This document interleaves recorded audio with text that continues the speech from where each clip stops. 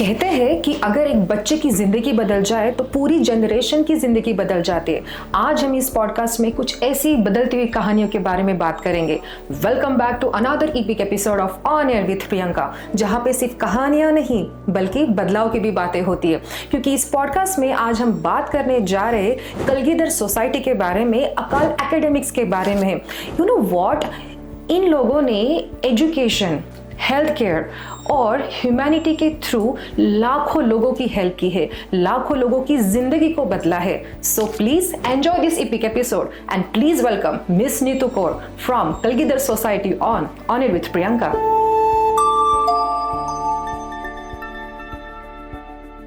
नमस्ते नीतू जी, सत श्री अकाल। Welcome to the on air with Priyanka show. Waheguru ji का खालसा, वाहेगुरु जी की फतेह। वाहेगुरु जी का खालसा, वाहेगुरु जी की फतेह। Priyanka ji, thank you so much. कैसे हो आप? ठीक है जी।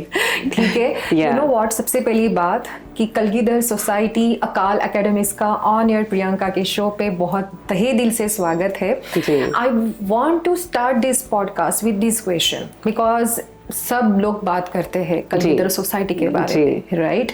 आई would love to know more about the Kalgidhar Society and उनका काम। क्या विजन है आप लोगों का?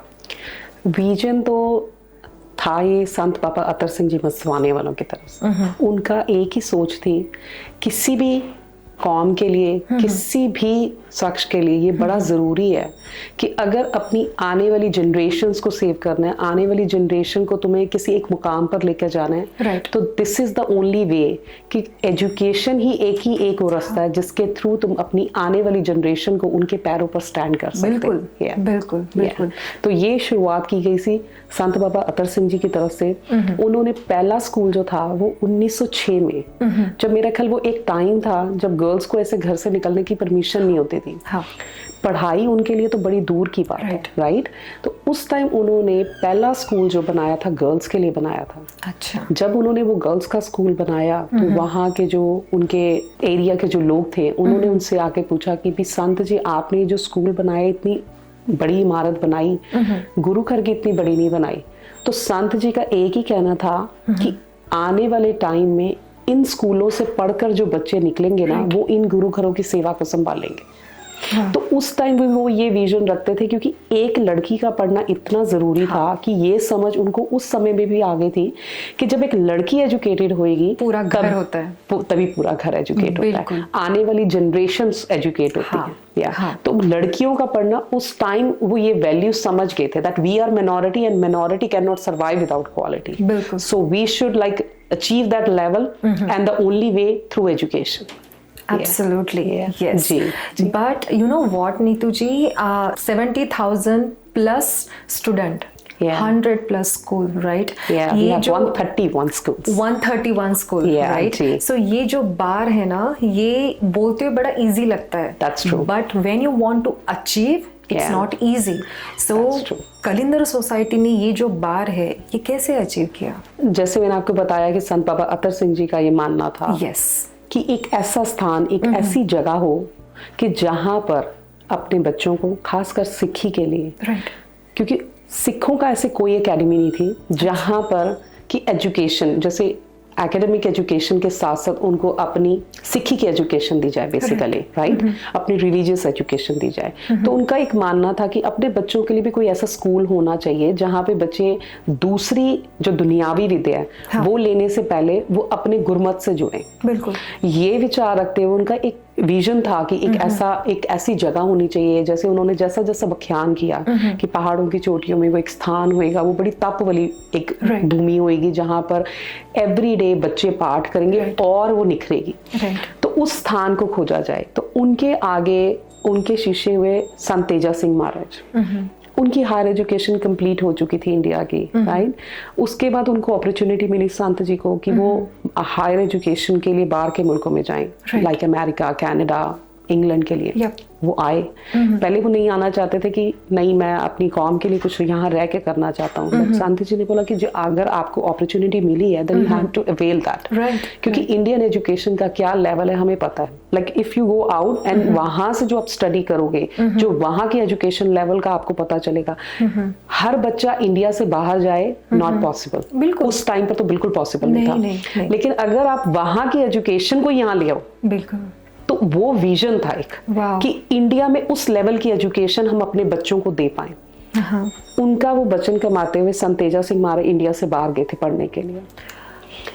वो यहाँ आए तो वो एक टाइम था जब उनके वचन कमाते हुए संत तेजा सिंह महाराज इंडिया से बाहर आए अपनी हायर एजुकेशन के लिए।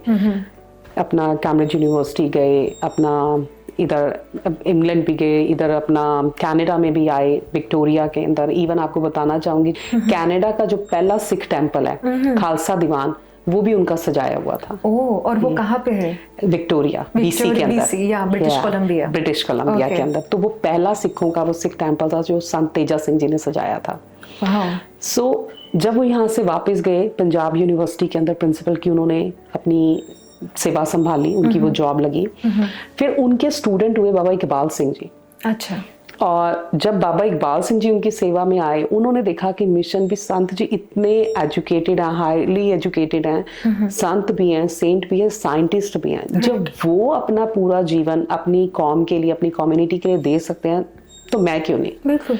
तो उनका भी उस टाइम यही विचार था कि भी मैं अपना पूरा लाइफ जो है डेडिकेट करूंगा अपने बच्चों के लिए। तब उनको अपॉर्चुनिटी मिली उनकी एजुकेशन के बाद हिमाचल के अंदर उनकी पोस्ट हुई एग्रीकल्चर डिपार्टमेंट के अंदर डायरेक्टर की पोस्ट पर। तो जब उनको वो पोस्ट मिली तो वो करना नहीं चाहते थे, तो वो चाहते थे कि भी मैं अपनी पंथ की सेवा करूं, कुछ पंथ के लिए करूं। तो तेजा सिंह महाराज ने उनको बोला कि नहीं, अगर आपको ये जॉब मिली है तो ये भी गुरु नानक का कोई हुक्म है, आप इसको ज्वाइन करो, क्योंकि वो स्थान हमने खोजना है जहां वो बड़ू साहब की शुरुआत होगी। तो आप मानेंगे नहीं कि उस टाइम पर जब वहां पे कच्ची सड़कें होती थी, पखडंडियां जिसे कहते हैं, रास्ता नहीं था, कार नहीं जाती थी, साइकिल भी नहीं जा पाती थी। एवरी डे वो 6 बजे जैसे उनकी जॉब ऑफ होनी, उसके बाद वो पैदल निकलते थे संतों का वो वचन कमाने के लिए, उस स्थान को ढूंढने के लिए। एवरी डे आते थे, उनको आके बताते थे कि आज मैं यहाँ गया, ऐसा ऐसा स्थान मिला। वो वहीं बैठे बताते थे कि नहीं ये वो स्थान नहीं है, अभी गुरमुखो और आगे जाओ। ऐसे करते करते जब एक दिन वो बड़ू पिंड मिला, उन्होंने आके व्याख्यान किया कि भी ऐसे ऐसे महाराज जैसे जैसे आपने बोला था पहाड़ों की चोटियां ये स्थान है, तो वो बड़ू करके एक पिंड है। संत जी ने वहीं बैठे बोल दिया यही वो स्थान है। वहीं हमने वो बड़ू साहब की शुरुआत कर दी है। तो फिर उस टाइम बड़ू साहब जहाँ है वो बड़ू पिंड को लिया गया, उसको बाय किया गया उसकी जगह।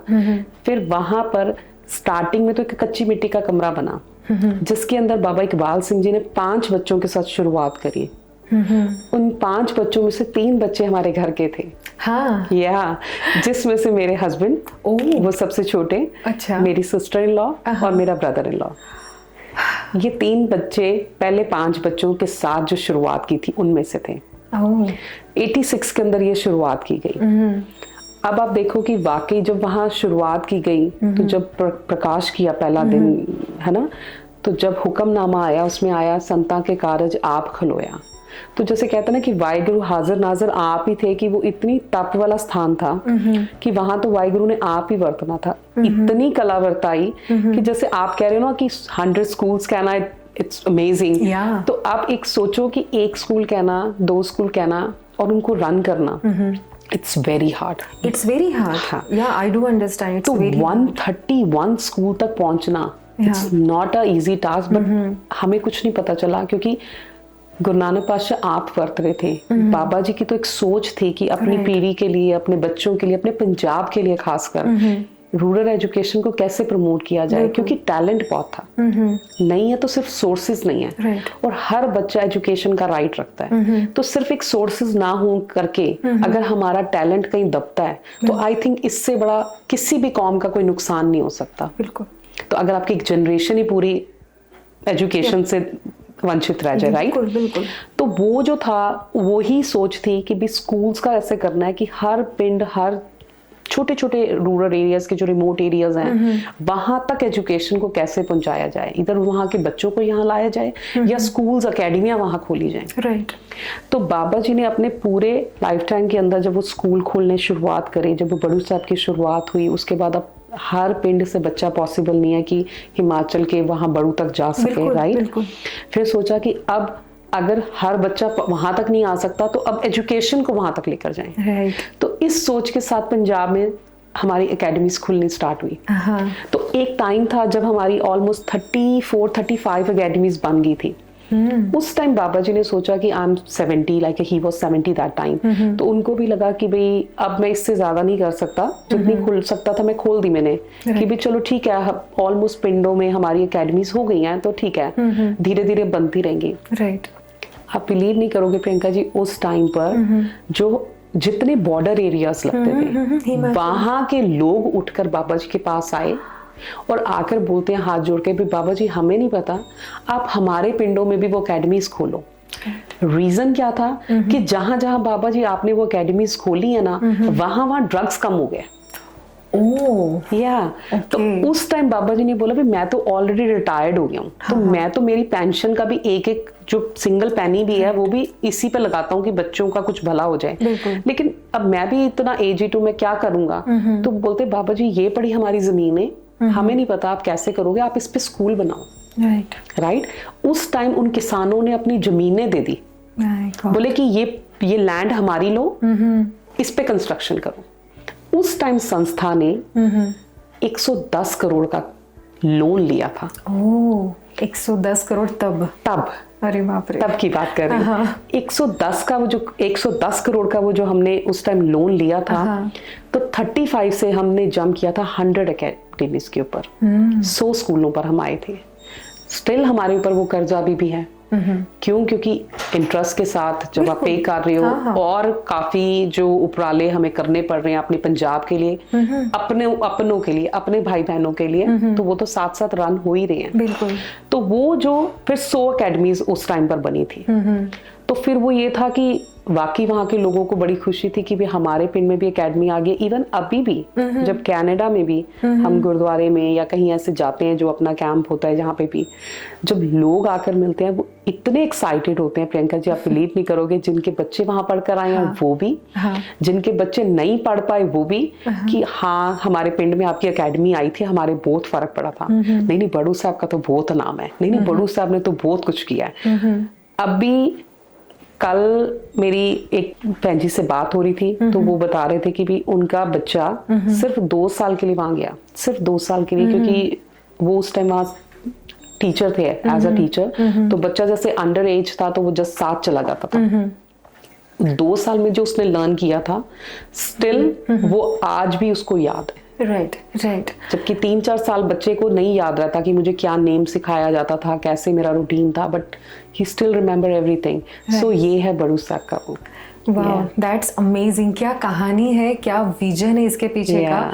मतलब व्यूअर्स ऑफ कोर्स आपने सुना ही होगा, बट ये ना मतलब सब कुछ अचीव करना इतना इजी नहीं होता है। हम ऐसे बोलते हैं कि हम जब भी कुछ अच्छा काम करते हैं, राइट, केक वॉक तो होती नहीं है, ऑफ कोर्स आपको चैलेंजेस फेस करने पड़ते हैं, राइट। और अभी तो आपने जैसे बोला कि ये स्टार्ट ही हिमाचल से हुआ है, ठीक है, जो मतलब लिटरली मुझे ऐसा लगता है कि सबसे मतलब दूर वाला पार्ट है इंडिया का, राइट। और अगर हम रूरल एरियाज की बातें करें compare to city, of course वहाँ पे इतनी सुख सुविधाएं नहीं अवेलेबल होती है। तो ऑफ कोर्स जब कलिंदर सोसाइटी ने जब ये सब स्टार्ट किया था तो उनको ऑफ कोर्स चैलेंजेस को फेस करना पड़ा होगा, राइट। क्या कहना चाहोगे, कौन से चैलेंजेस थे जिनको फेस करना पड़ा, कैसे ओवरकम किया एक्चुअली? जी, चैलेंजेस तो जैसे आपने बोला कि हर चीज में ही होते हैं, कोई भी काम करने निकलो चैलेंजेस तो आते हैं। वहाँ के चैलेंजेस ऑफ कोर्स हमारे लिए बहुत सारे थे, क्योंकि रूरल एरिया के अंदर आपको एक सेटअप करना, राइट, फिर लोगों को उस चीज के लिए उनको, क्योंकि ऐसे हमारे एरियाज थे जहाँ पर बस नहीं जा सकते, जिनके पास कोई ऐसी सुख सुविधा नहीं है कि वो अपने बच्चों को ड्रॉप कर सके। अब जब आपका रास्ता ही नहीं है, हम भी बस कैसे भेजेंगे बच्चों को पिक एंड ड्रॉप के लिए। कुछ ऐसा भी है वहां पर प्रियंका जी, कहना नहीं चाहिए अपना इंडिया, अपना पंजाब है, बट ऐसे पिंडों के अंदर जब हम जाते हैं, जब देखते हैं जहाँ पे कई घरों में इतना सफिशिएंट भी नहीं है कि वो अपने बच्चों को 2 टाइम का खाना दे सकें। हाँ। ऐसे परिवारों को बच्चों की एजुकेशन के बारे में बात करना सबसे बड़ा चैलेंज है, क्योंकि ऑब्वियस है जिस घर के अंदर खाना ही नहीं है, अब माँ क्या सोचेगी, पहले बच्चों के पेट भरूं कि पहले बच्चों को स्कूल पढ़ने लगाऊं। बराबर है। लेकिन अगर कम्युनिटी वाइज सोचें तो ऐसे लगता है कि अगर हमारी एक जनरेशन मिस कर गई ना एजुकेशन को, तो हम एक जनरेशन नहीं, हम 4 जनरेशन पीछे चले जाएंगे। तो ये जो चैलेंज है ना, सबसे बड़ा चैलेंज है। फिर उनको उस चीज के लिए उनको समझाना कि एजुकेशन की क्या वैल्यू है। आज ओखे सोखे तुम अपना टाइम काट लोगे, बच्चों को पढ़ने लगाओ, ये स्टैंड हो गए ना, तुम्हारा फ्यूचर सेफ है। बिल्कुल। बच्चों को वहां से निकाल कर लाना, हमारे लिए उन एरियाज तक पहुंच के एकेडमी खोल पाना, फिर उन एरियाज के अंदर टीचर्स को अपॉइंट करना, क्योंकि अगर आप टीचर्स चाहते हो, ऑब्वियस है कि आपको वहाँ टीचर्स नहीं मिलेंगे, टीचर्स कहीं बाहर से ही आएंगे। उन टीचर्स को वहाँ तक कि वो जॉब के लिए आए हमारे पास, उन स्कूलों में बच्चों, स्कूल खोल देंगे आप, बच्चों को ले आएंगे, टीचर्स भी तो चाहिए। राइट। बसेस भेजनी है तो बसेस के लिए सड़कें भी तो चाहिए। हाँ। कितनी ऐसी एकेडमी थी जहाँ पे वो प्राइवेट सोर्स हमें खुद बनानी पड़ी कि वहां तक हमारे बच्चे जाएं। राइट। मतलब हमने अपनी तरफ से 100% एफर्ट डाले कि पंजाब के घर घर तक एजुकेशन को लेकर जाया जा सके। और स्टिल हम ऐसे काफी चैलेंजेस हैं जो स्टिल हम फेस करते हैं आज के टाइम पर। कि एक टाइम है हम जब घरों में जाते हैं, बोलते हैं कि पढ़ने के लिए, कईयों घरों में 2 बच्चे हैं, 3 बच्चे हैं, लेडीज बोलेंगे हमारे बच्चे हैं, लड़का इसको पढ़ा दो, ये तो चलो हमारा फ्यूचर है, लड़की क्या करेगी पढ़कर, कल को शादी करनी है। ये हमारे साथ सोचते लोग, ऐसा सोचते हैं आज के टाइम में भी। इसकी तो ये तो मेरे साथ घर का काम करवा देगी, किसी के मेरे 2 पैसे आएंगे। वैसे हमारी बानी कहती है, सो क्यों मंदा आखिए जित जमे राजान। अगर आज के टाइम पे भी ये सोचा, अभी मैंने कुछ टाइम पहले आपको बताया कि संत तेजा सिंह जी ने जो पहला स्कूल था वो लड़कियों का खोला 1906 के अंदर। और हम आज की सेंचुरी में बात करते हैं कि लड़की ना पढ़े, दुख बड़ा आता है। बिल्कुल आता है सुनकर ये, है ना। मगर फिर जब उनके हालात देखते हैं ना, फिर लगता है कि नहीं, एक माँ गलत नहीं है, उसके लिए उसकी सिचुएशन है। राइट। ऐसी सिचुएशन के अंदर हमारा वुमेन एम्पावरमेंट का हमने शुरू किया। हाँ जी। वुमेन एम्पावरमेंट के अंदर हम क्या करते हैं, ऐसे रूरल एरियाज के अंदर हम जाते हैं, हम उन बच्चियों को, उनके पेरेंट्स को बेनती करते हैं कि ये बच्चियां हमें दो, हम इनको फ्री एजुकेट करेंगे।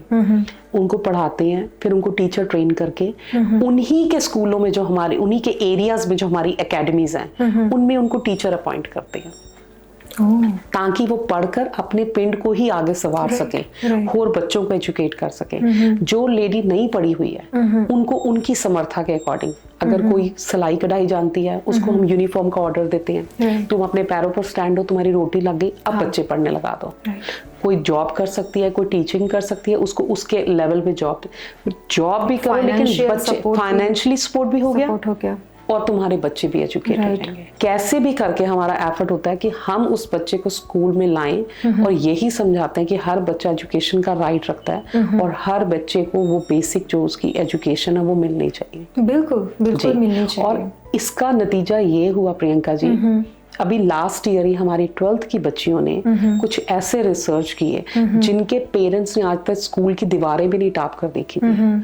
उन बच्चियों ने साइंटिस्ट लेवल के वो आविष्कार उधर कर दिए कि रिसर्च करती हैं। उनको पूरी एक रिसर्च का वो उनकी वो है, लैब है, जहां जाके वो अपने पूरा फ्री माइंड वो करते हैं, अपने एक्सपेरिमेंट्स करके दिखाते हैं, मतलब खुलकर उनका टैलेंट बाहर आता है। या तो कितना अच्छा लगता है कि जिनके पेरेंट्स को ने कभी स्कूल नहीं देखा, लेकिन उनकी बच्चियां जो घर से उनको कोई बैकअप नहीं था, लेकिन वो बच्चियों ने कमाल करके दिखा दिया। राइट। तो फिर ऐसा लगता है कि वाकई और कितना टैलेंट है हमारे पास, तो सारा निखर कर बाहर आना चाहिए। तो हर बच्चे को हम इधर तक लेकर आए कि ताकि उनका जो टैलेंट है वो निखर कर बाहर आए और वो अपना बेस्ट दे सके। राइट। जी नहीं, बच्चों के बारे में हम बात कर रहे हैं। राइट। आपने ऑफ कोर्स बहुत बच्चों को आपने हेल्प की है। राइट। हेल्प कर रहे हैं और शायद फ्यूचर में भी बहुत करेंगे और सबकी जिंदगी बदलती जा रही है। राइट। एक सर्टेन पॉइंट के बाद कुछ ऐसी स्टोरी है आपके पास नीतू जी जिसके बारे में आप आज ऑन कैमरा कुछ बोलना चाहोगे कि जिस बच्चे को आपने मतलब हेल्प की पढ़ाई की? स्टोरीज हमारे पास, क्योंकि जितने बच्चे आते हैं ना प्रियंका जी, जितनी मैं आपको बात कर रही हूँ, जो आप 70,000 बच्चों की बात कर रही हैं, उसमें से ऑलमोस्ट 35,000 प्लस बच्चा जो है फ्री और डिस्काउंटेड है। तो सोचिए कि ये सभी वो लोड़वंद परिवार हैं जिनकी कोई ना कोई स्टोरी है अपने में। राइट। कुछ ऐसे परिवारों से आते हैं जहाँ पे दोनों पेरेंट्स हैं लेकिन फादर पूरी तरह नशों में है। कहते एक टाइम था ना, पंजाब को हम कहते थे 5 दरियाओं की धरती। आज वहां पे 6ठी दरिया जो है वो नशे की है। हर दूसरे घर के अंदर नशा है, हर दूसरे घर के अंदर नशा है। तो वो कह लो कहाँ से आता है? जो उनकी कमाइयां हैं, नहीं तो जमीनें बेच दो। जो अब नशों में है वो तो फिर कुछ भी कर जाएगा। ऐसा होता है। हमारे जो ड्रग्स के डी एडिक्शन सेंटर हैं वहां पर ऐसी स्टोरीज हैं। कुछ बच्चे ऐसे आते हैं, अभी एक पीछे रीसेंट केस था, उस बच्चे का हमारे पास रिकॉर्ड है कि वो बच्चे के पेरेंट बाहर था, दूसरा पेरेंट जब बाहर गया ब्लाइंडली पैसे भेज रहे थे, सिंगल चाइल्ड है, भेजी जो पैसा कमा कर। खुद का उसका मानना है कि उसने 1 साल के अंदर 3 से 4 करोड़ की ड्रग उसने पी ली थी। तो बोलते मैंने 1 साल के अंदर 3 से 4 करोड़ की ड्रग्स यूज की है। My God, oh my God. तो ऐसे केसेस भी आते हैं, लेकिन कुछ ऐसे हैं जहां पेरेंट्स सिंगल ही पेरेंट है। अब वो कमाई करे कि बच्चे कैसे पढ़ाए। कुछ ऐसे परिवार हैं जहाँ पे किसान कर्जों के चलते सुसाइड अटेम्प्ट कर लेते हैं। ऐसी कैटेगरीज रागी सिंह हो गए जिनकी पे कम है, एब्सोल्युटली फ्री है हमारे एकेडमी में। उसके अलावा हम जैसे उनका जो डिपेंड ऑन उनकी घर की इनकम, उनकी प्रॉपर्टी कितने % के लिए वो डिस्काउंटेड है। तो इस तरह से एजुकेशन उनको हेल्प करते हैं। जहां तक स्टोरी को, तो इन हर बच्चों की एक स्टोरी है। एक स्टोरी एक शेयर करना चाहूंगी जो कि बहुत इमोशनल और बड़ी इंस्पायरिंग है। कई बार ऐसा होता है कि बड़ू साहब के डोर पर जैसे किसी की बेटियां हो रही है ना, तो बच्चा ड्रॉप कर जाते हैं बिना बताए। Newborn babies. Oh my God. I think उनको भी कहीं ना कहीं लगता है कि ये बच्ची है और ये सेफ बड़ू साहब में ही है, इसीलिए वो स्पेशली बड़ू साहब को चुनते हैं। ऐसे ही हमारे पास आज से 20 साल पहले कोई 2 बच्चियां छोड़ गया था जी। उनको बड़ू साहब ने पाला, बड़ू साहब ने एजुकेट किया। आज वो दोनों बच्चियां बड़ू साहब के अंदर हैं, पे बैक कर रही हैं, अपनी पूरी सेवाएं बड़ू साहब के लिए दे रही हैं, एजुकेशन भी ले रही हैं। एक PhD कर चुकी है, दूसरी अपनी स्टडीज अभी कर रही है कंप्लीट।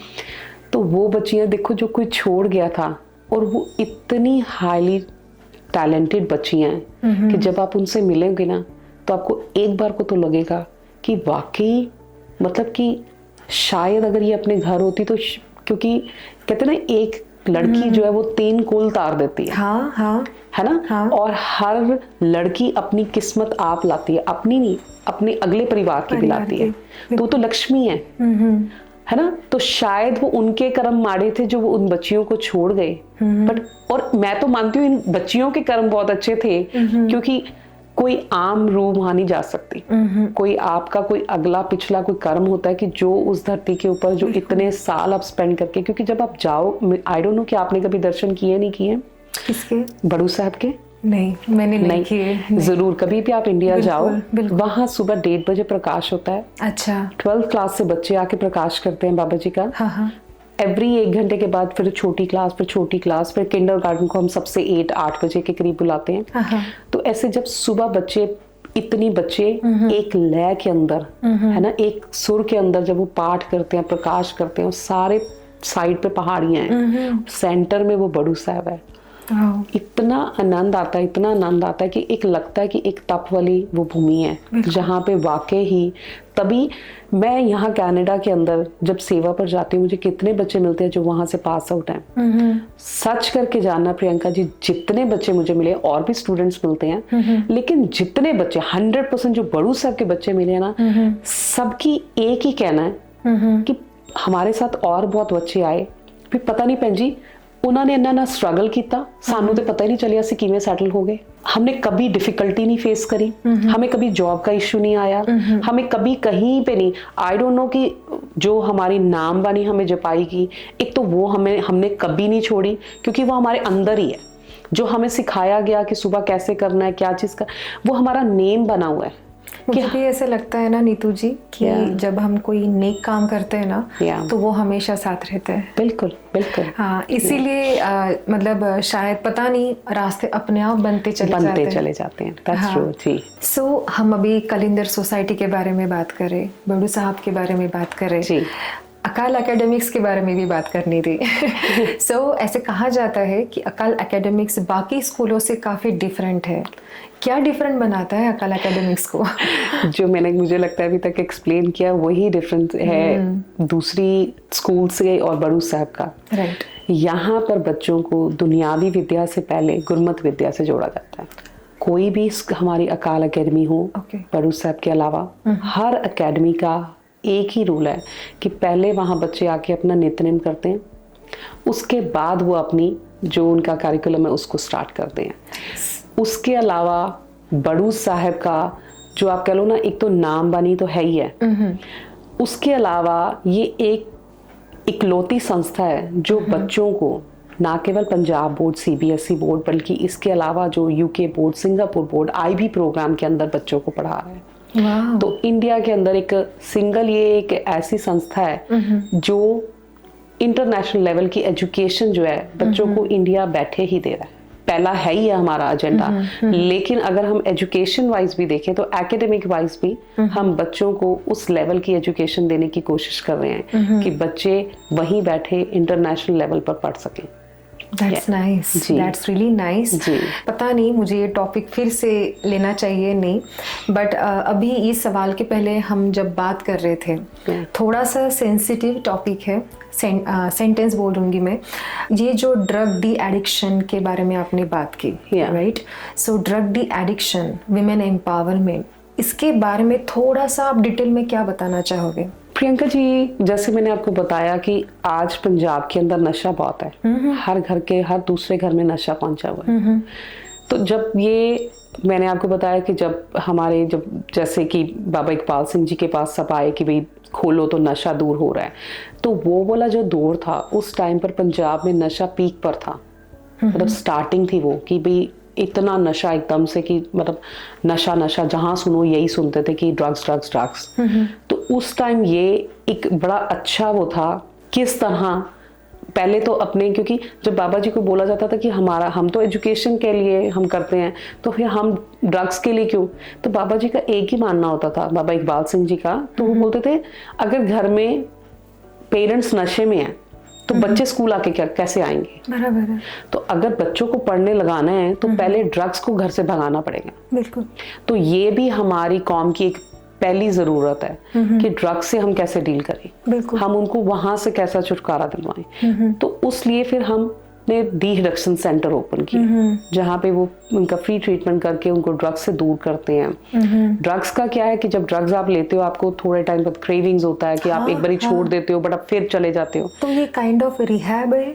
ये रिहैब है, लेकिन इसमें हम बच्चों को ट्रीटमेंट के साथ साथ मोरल सपोर्ट भी करते हैं, अच्छा, एजुकेशन भी देते हैं, प्लस उनको एम्प्लॉयमेंट भी देते हैं, उनको सेवा में लगाते हैं ताकि उनको ऑलवेज वो इस चीज से जुड़े रहें कि क्या उनके लिए अच्छा है और क्या बुरा है, कि नशे में क्या उन्होंने खोया है और नशा छोड़कर वो क्या अचीव कर सकते हैं। राइट। तो इस तरह से उनको पूरा किया जाता है। वुमेन एम्पावरमेंट की अगर हम बात करें तो जो पिंडों थामों में जैसे जो बच्चियां नहीं पढ़ने लगा रहे थे उनकी एजुकेशन को हमने उन्हीं के स्कूलों में उनको अपॉइंट करके किया। जो लेडीज जो ओवर एज्ड हैं उनको उनके हिसाब से जॉब्स देके, ताकि उनके घर में वो जाए, वो अपने पैरों पर स्टैंड हो। अगर इन केस अगर कोई ऐसा फैमिली अब हस्बैंड ही नशे में है, लेडीज पढ़ी लिखी नहीं है, अब वो तो सारी जिंदगी सोचे कि मैं तो कुछ ही नहीं कर सकती, लेकिन अगर ऐसी फैमिली में ऐसी लेडी को जाके अगर आप मशीन दे रहे हो और उनको यूनिफॉर्म का ऑर्डर कर रहे हो कि तू आप बैठ के यूनिफॉर्म्स बनाओ, उसको घर बैठे काम मिला, तो वो सोचे कि हाँ मेरे बच्चे पढ़ने जाएं, फिर वो बच्चे पढ़ने अपने आप भेजेगी। तो इस तरह से वुमेन एम्पावरमेंट के अंदर हमने काफी अपने जो नए नए तरीकों से भी उनको जितना हो सके उनके पैरों पर स्टैंड कर सके लेडीज को, तो उसके लिए काफी हम स्टार्ट किया। माय गॉड जी, मतलब ये ऐसे टॉपिक है ना नीतू जी कि एक टाइम के बाद ना आपके पास शब्द नहीं बचते। बिल्कुल जी। हम इसके बारे में ऑफ कोर्स अभी बात कर रहे हैं, बट एक्चुअली ना हमने बीच में पढ़ा था Kalgidhar society that they help people, हमारे जो पंजाब के लोग हैं उनके लिए काफ़ी हेल्प करते हैं, जैसे फंड राइजिंग हो गया। अब जैसे बीच में फ्लड आया था last year, right? Do you want to share some thoughts on that? या प्लीज। जब फ्लड आए उस टाइम अगर आप देखो रिसर्च करके, तो एक बड़ी सब संस्था थी जो डे 1 से हमारा एक एक जो सेवादार था, चाहे वो हमारे स्कूलों के टीचर्स थे, हमने उनको भी ग्राउंड पर लगाया कि इस टाइम सबको पंजाब को जरूरत है। बिल्कुल। तो उस टाइम जब फ्लड्स के अंदर इतने इतने पानी के अंदर जाके उनको फूड पहुंचाया, उनके लिए शेल्टर अरेंज किए, उस दिन से डे 1 से हम स्टार्ट हुए थे। स्टिल लोग कहते हैं फ्लड हट गया, फ्लड तो खत्म हो गया, फ्लड खत्म हो गया, लेकिन फ्लड का जो इम्पैक्ट था वो ऑलवेज बाद में नजर आता है। बिल्कुल।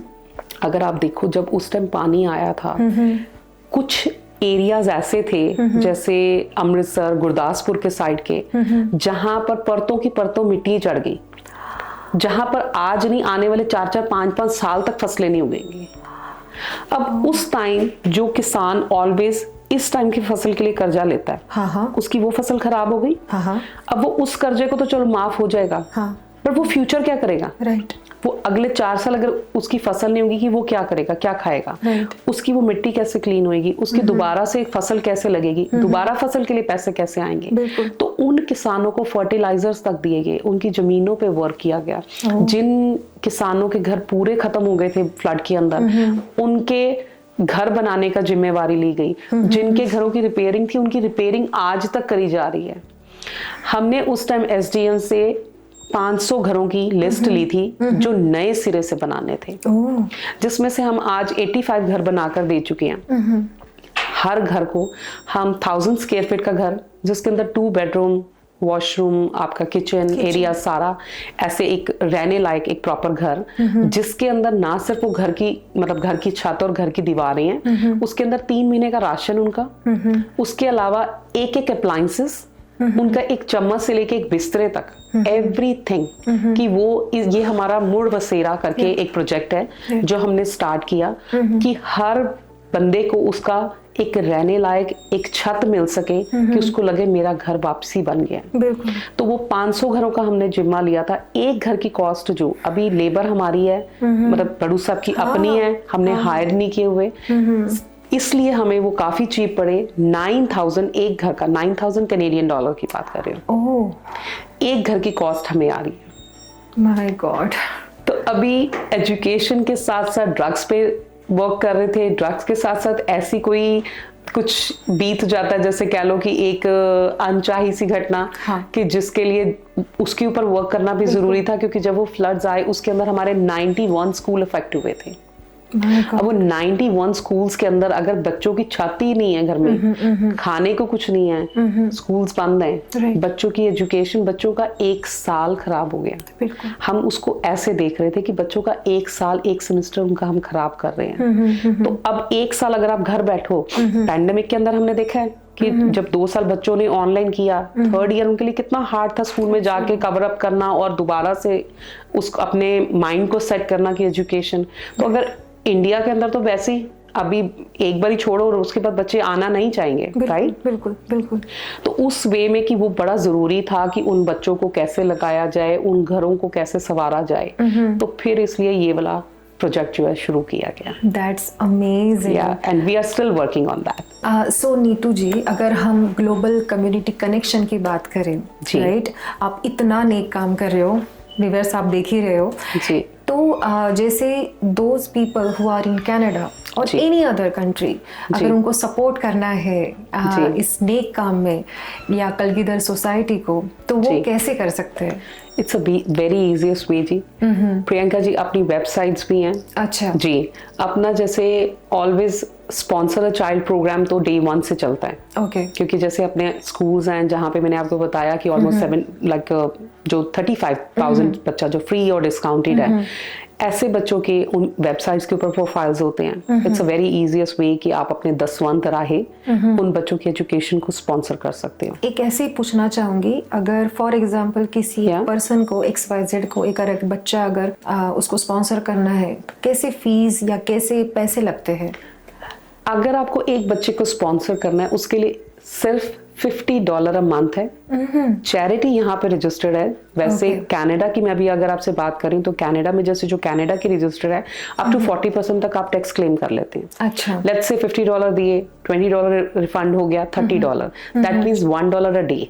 $1 के अंदर आप सिर्फ बच्चे की स्कूल की फीस नहीं देते, आप बच्चे के 5 खर्चे देते हैं, जिसके अंदर बच्चे की कंप्लीट स्कूल फी, यूनिफॉर्म, उसका ट्रांसपोर्टेशन, उसकी बुक्स और उसका एक टाइम का मील भी। 5 खर्चे $1। अब आप इमेजिन करो कि $1 के अंदर आपको चाय का कप भी नहीं मिलेगा टिम होटल्स पर। लेकिन $1 के अंदर आप एक बच्चे को नहीं, आप 3 कुल्लों को तारेंगे। बिल्कुल। खुद पढ़ेगा, खुद पैरों पर स्टैंड होएगा, अपने पेरेंट्स संभालेगा, आने वाली जनरेशन को भी संभालेगा। तो 3 जनरेशन के लिए आपकी वो डोनेशन जो है वर्क करती है। तो $50 मंथ होता है, $550 ईयर होता है। इधर वे आप उसको जैसे करके आप ऐसे कर सकते हो भी, मंथली देके या ईयरली देकर। उस कंडीशन में जब आप एक बच्चा पिक करते हैं तो काइंड ऑफ आप उस बच्चे की एजुकेशन को अडॉप्ट करते हैं। उस सीन में हमारी तरफ से ऐसा नहीं कि आपने बच्चा अडॉप्ट किया एंड ब्लाइंडली आपने जस्ट डोनेशन दिया एंड दैट्स इट। नो, हम बच्चे की बकायदा, जैसे इंडिया में 3 टर्म्स होते हैं, तीनों टर्म्स की मार्कशीट आपके साथ शेयर करते हैं। जैसे पेरेंट्स के साथ शेयर होती है, सेम एज गार्डियन के साथ शेयर होती है, आपके साथ हम शेयर करते हैं। उसके बाद उसके अलावा बच्चे अपने डोनर्स के लिए कोई थैंक यू मेल क्रिएट करते हैं, उनकी खुशी से हम वो शेयर करते हैं। जी, तो ये एक स्पॉन्सर अ चाइल्ड हमारा प्रोजेक्ट है एजुकेट टू सेव के अंदर। राइट।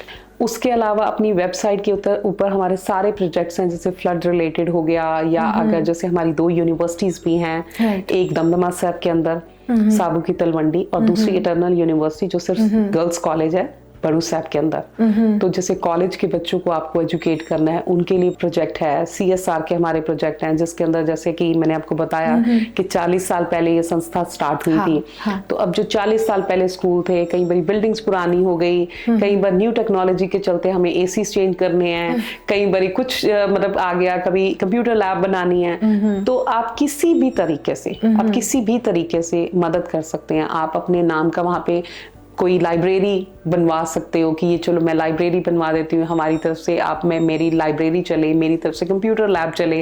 ओके, आपके पास कंप्यूटर लैब है, अब अपडेटेड न्यू वर्जन आपको कंप्यूटर चाहिए, ओके चलो मैं इतने कंप्यूटर्स डोनेट कर देती हूँ। तो वो जाना बच्चों के पास ही है।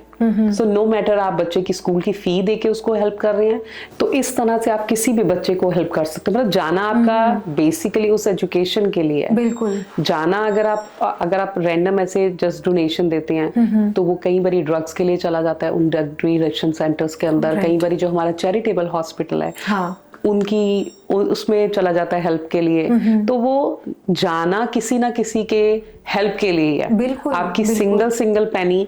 और ये एक ऐसी संस्था प्रियंका जी, जहां आप जिस चीज के लिए डोनेशन देते हैं ना, आई थिंक कोई संस्था नहीं बताएगी, लेकिन इधर आपको एक चीज के लिए अगर आप फोर्सेज आप अपने एक लाइब्रेरी बनवाते हैं ना, तो हम लाइब्रेरी का एक बिल आपके साथ शेयर करते हैं। ओके, ये आपका कंस्ट्रक्शन का कॉस्ट है और यहाँ आके ऐसे लगा है, फिर आपके नाम का प्रॉपर हम प्लेज वहां पर लगाते हैं कि आपको ये फील आए कि चलो आपने कई डोनर्स ऐसे हैं जो अपने पेरेंट्स के याद में बना देते हैं कि चलो ये हमारी तरफ से ऐसे, या कईयों को वैसे इतना नॉबल लगता है। तो आई थिंक ये हर बंदे को अपील करेगा, क्योंकि एजुकेशन एक चीज ही ऐसी है। और छोटे छोटे इतने प्यारे बच्चे होते हैं कि जब आप उनको मिलते हो तो ऐसा लगता है कि ओके, मतलब like we are very privileged because we are like in these countries।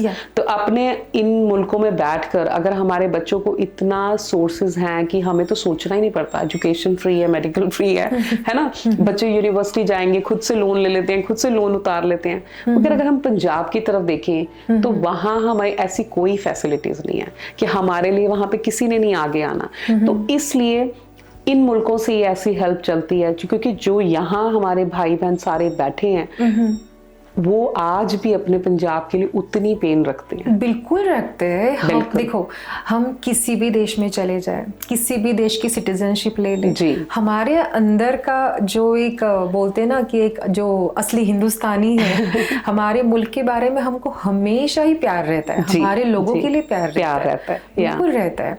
सो बहुत आप नेक काम कर रहे हो। जो ये शो देख रहे हैं, मैं उनसे एक दरखास्त करना चाहूँगी। जैसे इन्होंने बोला कि $1 में यहाँ पे कॉफ़ी भी नहीं मिलती है, अगर आपसे थोड़ी सी भी अगर इनको हेल्प होती है, सो एक रिक्वेस्ट समझ के प्लीज़ करना, किसी की ज़िंदगी बन जाएगी। वैसे हम बातें करते करते नीतू जी हमारी लिटरली आखिरी सेगमेंट में पहुँच गए। सो दादा कुछ नहीं पूछूंगी, एक सिंपल मैसेज सबके लिए about education and humanity. Message यही है प्रियंका जी, जैसे मैंने बोला कि हम इन मुल्कों में बैठे हैं, हमें टेंशन की कोई वो नहीं है, क्योंकि बच्चे यहाँ पे हमें पता है सेफ हैं, सिक्योर हैं, उनकी एजुकेशन, उनका फ्यूचर सब सिक्योर है। हम नहीं भी कुछ करेंगे वो खुद से कर लेंगे। ये इस चीज़ की हमें सेटिस्फेक्शन है कि हम इन मुल्कों में पहुँचे हैं। लेकिन दर्द इस चीज़ का आता है कि जब हम यहाँ पहुँच गए हैं इस चीज़ पे, कहते कि ना वेल्थ भी आपको तभी अच्छी लगती है when you share it with others. Right. अगर आपको परमात्मा ने इतना बख्शा है कि आपको यहाँ तक लेकर आया है, वैसे भी कहते हैं ना, जैसे मेरे 3 बच्चे हैं, राइट, ये तो मेरे बच्चे हैं, मैंने मैरिज करी, मेरे बच्चे हुए, मैंने पालना ही है। और कल को फ्यूचर में मेरे बच्चे भी बोलेंगे आपने क्या डिफरेंट किया, ये तो सबके पेरेंट्स करते हैं। And that's true. कुछ गलत भी नहीं बोल रहे, कुछ गलत नहीं बोल रहे कि तो आपकी ड्यूटी थी। हम आपके बच्चे आप ही पालोगे, तो सबके पेरेंट्स पालते हैं। मगर मैं ऑलवेज एक चीज कहती हूँ कि एक बच्चा, ये तो हमारे बच्चे हैं, सिर्फ एक बच्चा अपनी मर्जी से गुरु नानक का समझ कर पालो। जो मन को सुकून है ना, शायद वो तभी आएगा। राइट।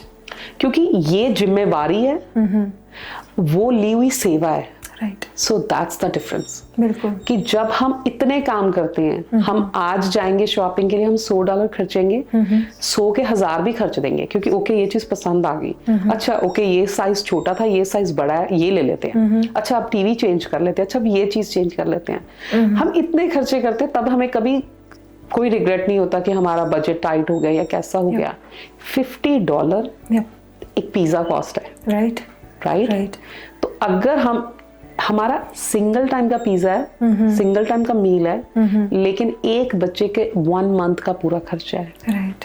तो मुझे लगता है कि अगर हम एक डिनर बाहर का भी स्किप करेंगे ना, तो हम एक बच्चे की हेल्प कर सकते हैं। बिल्कुल कर सकते हैं। And believe me Priyanka ji, जब आप कुछ भी ऐसा कोई भी अच्छा कार्य करते हो ना, मन का जो सुकून है ना, वो नेक्स्ट लेवल होता है। आपको खुद से लगता है कि ओके, इतने रश वाली लाइफ के अंदर, क्योंकि कनाडा आओ, कोई भी किसी भी मुल्क में जाओ, हमारी डेली की जो लाइफ है वो बहुत भागा दौड़ी वाली है। सबकी भागा दौड़ी, सबकी। हाँ, है ना। कोई भी आप ऐसे को कि इजी लीनियंटली घर में बैठा नहीं बैठ सकता, किसी की नहीं, क्योंकि आपका रूटीन है, फिक्स है, बच्चों की ड्यूटी, ये ड्यूटी, अपनी जॉब्स, ये है ना। तो सब कुछ करने के बीच में अगर स्टिल आप कुछ ऐसा काम कर रहे हो जिससे आपको लगता है कि परमात्मा के आगे आप हो कि ओके चलो बहुत नहीं बट कुछ किया, कुछ अच्छा किया, एक उस बच्चे की दुआएं नहीं है, उस पूरे परिवार की दुआएं आपके लिए है ना। बिल्कुल। तो वो बड़ी अच्छा चीज है।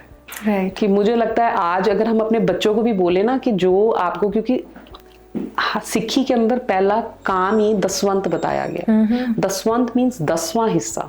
अच्छा। 10वां हिस्सा आपकी लाइफ के टाइम का, जो गुरु नानक के नाम का है, आपको दसवंत उसमें भी हिस्सा डालो, अपनी नाम बानी पाठ करो। 10वां हिस्सा आपकी कमाई का भी, जितना आप अर्न करते हो उसका 1/10 जो है आप निकालो किसी की हेल्प के लिए। तो अगर हम आज अपने बच्चों को भी बोले ना कि अपनी पॉकेट मनी में से अगर एवरीडे $1 डाल दो, $1, तो मुझे लगता है आज एक 5 साल का बच्चा भी एक बच्चा स्पॉन्सर कर सकता है। राइट। अगर वो बच्चा अपनी पिगी बैंक में से एक बच्चा स्पॉन्सर कर सकता है, और मेरे पास ऐसे कई परिवार हैं जो अपने बच्चों को बोलते हैं कि जैसे कोई गिफ्ट मिले उनको, या कोई अंकल आंटी कोई आपको दिए, या हम मंथली आपको देते हैं, नहीं, इसमें से पहला 10वां हिस्सा पिगी बैंक में डालो, क्योंकि ये बच्चा आपने स्पॉन्सर किया। और वो अपने बच्चों को ये रिस्पॉन्सिबिलिटी देती हैं, और बच्चों के कॉल आते हैं कि आंटी आप मेरी ना मीटिंग अरेंज, क्योंकि हम कहते हैं कि यहाँ बैठे आप जूम के थ्रू उन बच्चों से, परिवारों से मिलो, कि आपको पता लगे कि आपने किस बच्चे की एजुकेशन को स्पॉन्सर किया है। जब आप इंडिया जाते हो, आप विजिट करो उनके पास, तो जो छोटे बच्चे जब वो करते हैं ना, तो उनको लगता है अच्छा हमारा इंडिया में भी एक भाई और है, अच्छा हमारी इंडिया में भी एक बहन और है। एंड आप बिलीव करो कि वो जब, क्योंकि जो पेरेंट्स जुड़े हुए ना सेवा में, वो कहेंगे हमारा बच्चा भी इस राह पे जाए, और जब वो बच्चे जाते हैं ना, उनको इससे प्राउड फील होता है कि ओके हम हेल्प कर रहे हैं किसी को। तो मुझे लगता है कि बीइंग अ पेरेंट्स, आपको अपने बच्चों को डे 1 से ये शिक्षा देनी चाहिए कि हमारा गुरुओं का कहा हुआ क्या है और हमें उस पाथ पे कैसे चलना है। बिल्कुल। तो आई थिंक कि तभी जनरेशन चेंज होंगी। जब हम आज बदलेंगे तो कल अपने आप संवर जाएगा। बिल्कुल बिल्कुल। And what a message Neetu ji, no seriously बहुत ही अच्छा मैसेज था। इसमें आपका एजुकेशन, ह्यूमैनिटी बहुत अच्छे से कवर होता है। मतलब हम इतना सोचते नहीं है, बट कभी कभी ऐसा लगता है कि सोचना चाहिए। अगर हमारी इतनी सी मदद किसी की जिंदगी बना देती है तो सोचना चाहिए। But once again thank you so much for coming for this my podcast. हमारे शो पे आने के लिए आपका बहुत शुक्रिया अदा। Thank you so much for inviting me जी। और आपके आगे के काम के लिए आप बहुत अच्छा नेक काम कर रहे हो, उसके लिए literally a best wishes from my team to you. Thank you so much Priyanka. Thank you. And for my viewers, जी थैंक यू। स्कूल बनाना आसान है, किसी की जिंदगी बनाना उतना ही मुश्किल है, लेकिन अगर आपके पास एजुकेशन, डेडिकेशन और थोड़ी सी ह्यूमैनिटी हो ना, और एक अच्छा सा दिल हो ना, तो ये इतना भी मुश्किल काम नहीं है। सो मिलते हैं अगले एपिसोड में नए टॉपिक के साथ। जैसे कि मैंने पहले ही बोला था, thank you so much for being a part of this on your Priyanka show, जहाँ पे सिर्फ कहानियाँ नहीं लेकिन लोगों की बातें भी बयां होती है। So take care and bye.